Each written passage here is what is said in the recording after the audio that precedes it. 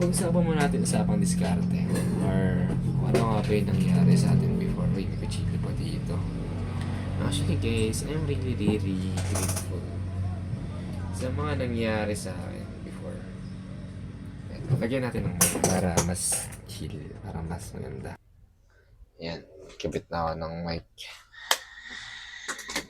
Yan, back to our topic. Sobrang saya na dumating sa akin na to. Like, nakikita ko yung mga improvements. Mga improvements sa akin.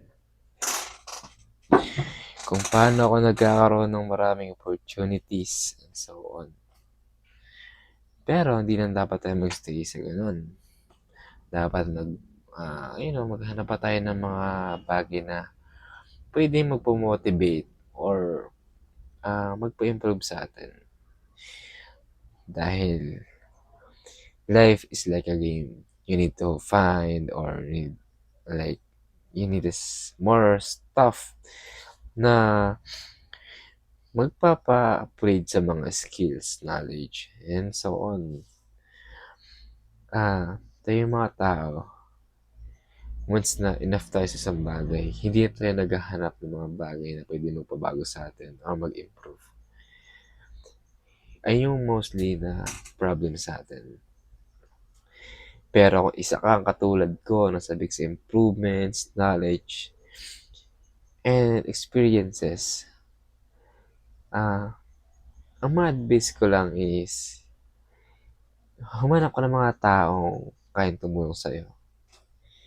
Sumama ka sa mga taong kayang magbigay ng knowledge and lesson sa'yo. Although, minsan mapapagsabihan ka, masakit. Kasi totoo. Kasi nga, sabi nila, once na totoo yung sinasabi sa'yo, ay mas masakit.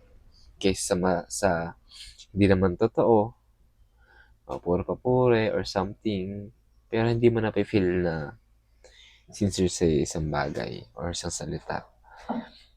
Pero, the most thing na kaya mong baguhin sa sarili mo is kung paano ka mag-adapt o kung paano mo i-take as a lesson yung mga nangyayari sa'yo, di ba?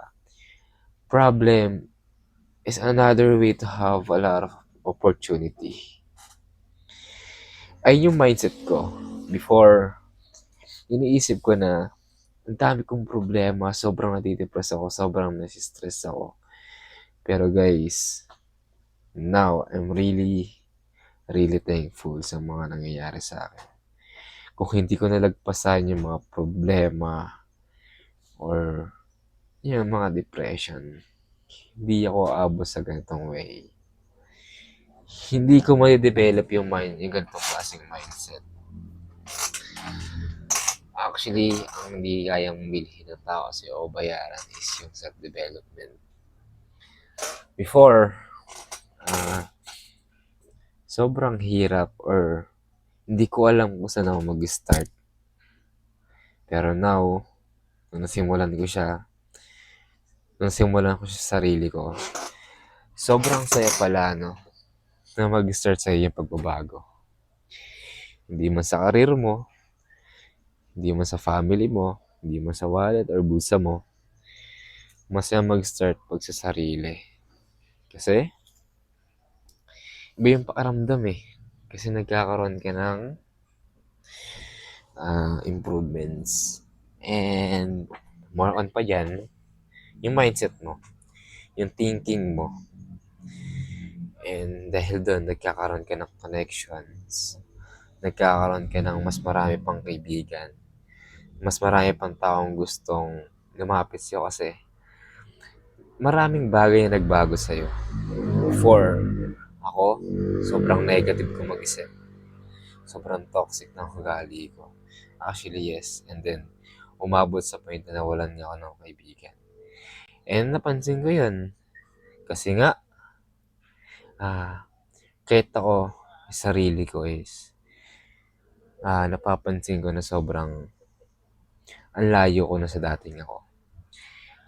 And now, dahil pinili kong mag-improve for almost 2 years, kinilala ko kung sino ako.